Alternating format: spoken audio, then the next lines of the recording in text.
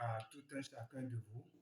Nous vous saluons encore ce matin dans le beau précieux nom de notre Seigneur Jésus. Nouvelle semaine, nouvelle vidéo. Vous ne manquerez jamais de nos nouvelles. Ce matin, nous avons encore un nouveau thème sur lequel nous allons nous entretenir. Ce matin, nous allons parler de l'infidélité qui brise les cœurs et conduit à la méfiance. L'infidélité brise les cœurs et conduit à la méfiance. Vous n'êtes pas sans savoir, quand nous parlons de la fidélité d'abord, c'est cet engagement que nous avons pris de respecter ce qui a été dit. Ça peut être entre deux personnes, ça peut être dans un groupe ou entre plusieurs personnes. Et donc, si nous parlons de l'infidélité, c'est le fait de ne pas respecter alors cet engagement. Quand nous sommes en fiançage, nous nous sommes convenus que nous allons rester ensemble et que nous irons au mariage. Lorsque nous sommes dans le foyer, nous nous sommes convenus que nous allons rester ensemble, partager la même vision et aller jusqu'au bout de notre vie sur cette terre. Mais il arrive où un partenaire ou bien l'autre peut ne pas honorer cet engagement. Et lorsque nous ne respectons pas cet engagement, quelles conséquences pour notre relation? Quelles conséquences pour notre foyer?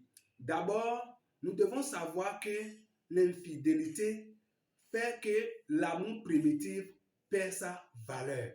Lorsque l'un des partenaires ne reste pas fidèle à son partenaire, à l'autre, cela peut briser le cœur en ce sens que l'amour du départ n'a plus sa valeur d'origine.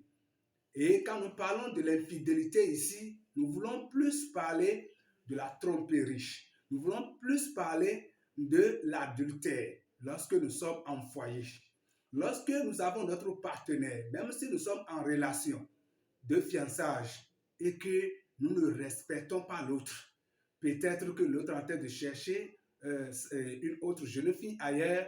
Si c'est la jeune fille, elle sera en train de chercher un autre garçon ailleurs. Vous êtes en train de vous tromper. Lorsque c'est l'un des partenaires qui commet ce forfait et que l'autre, au cours de la relation, est informé de cela, alors elle perdra son courage. Ou bien c'est l'homme perdra aussi son courage. L'amour du départ prendra un grand coup. Et même si l'autre se répand et se dit désormais je ne ferai plus, vous allez constater que l'autre sera toujours sur stress. Il y aura un stress qui va déranger ton partenaire. Chaque fois, il sera difficile à lui de croire que véritablement mon partenaire a abandonné cette pratique et restera toujours fidèle à moi. Donc, il sera chaque fois gêné. À moins de choses, il se rappellera alors de ce que tu avais fait. Donc, l'amour a pris coup, quel que soit ce qui va se passer, cet amour a un problème et que cela peut conduire cette relation à l'échec. Cela peut conduire ce couple à vivre, non, au lieu de vivre dans la joie, à vivre dans la haine, à vivre dans la jalousie et tout ce que nous savons d'un foyer. La deuxième des choses, nous devons savoir que lorsque l'infidélité siège dans une relation ou bien dans un foyer, il n'y a plus la confiance. L'autre partenaire ne peut plus avoir confiance comme cela se doit en son second, en son partenaire. Ça serait difficile que l'homme puisse avoir encore cette confiance en sa femme et de façon réciproque. Et donc l'infidélité peut nous amener à perdre notre confiance, à perdre cette confiance que nous avons au départ en notre partenaire. C'est très difficile. Et je le répète, même si vous réparez le tort, il lui sera difficile d'avoir une confiance 100% en vous parce qu'il ou parce qu'elle ne croira plus à ce que vous faites. Son cœur va lui dire, est-ce qu'il ne fera pas encore?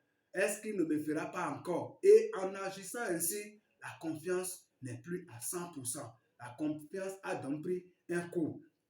Troisième des choses que nous devons retenir de l'infidélité dans les relations ou bien dans le foyer, l'infidélité nous amène à détruire par une maladie incurable notre foyer ou notre relation. Lorsque c'est l'autre qui trompe son partenaire et qui va peut-être aller se coucher avec tout le monde, ou bien c'est l'homme qui fait la même chose, lorsque vous serez ensemble, si c'est une maladie attrapée, alors ton partenaire va t'infecter et cette maladie peut détruire toute votre économie. Si c'est dans un foyer, regardez déjà ce que cela peut causer. La joie ne sera plus dans ce foyer.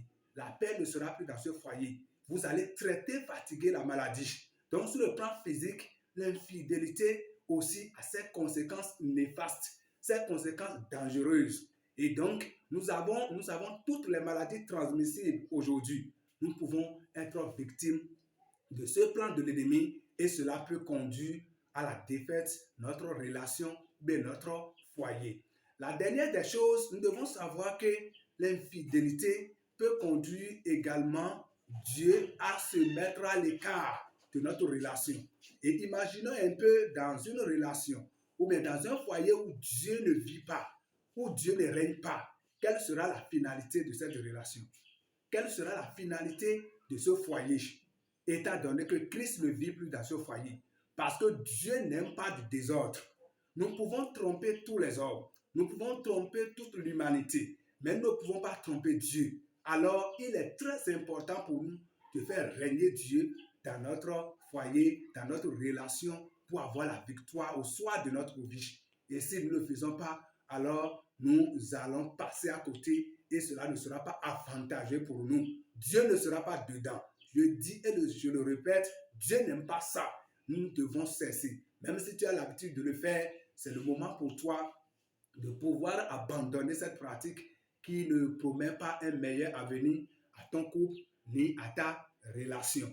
Nous devons savoir également que à travers ces 4 conséquences néfastes de l'infidélité, chacun doit essayer de se revoir, de se corriger s'il veut réellement que son avenir, l'avenir de son foyer ou bien de sa relation soit meilleur. C'est très important pour nous. Et je sais que prochainement, nous allons revenir encore sur d'autres choses qui vont certainement nous aider. Pour cette chaîne, avec nous, notre objectif, c'est de tout faire pour avoir 0 échec en matière de mariage et en matière de la gestion du foyer. L'autre fois, je vous ai rappelé que pour avoir toutes les vidéos, toutes les séries de vidéos, vous devez cliquer sur la cloche qui est en haut à votre droite pour pouvoir activer toutes les notifications. Je vous remercie et bon week-end à chacun de vous.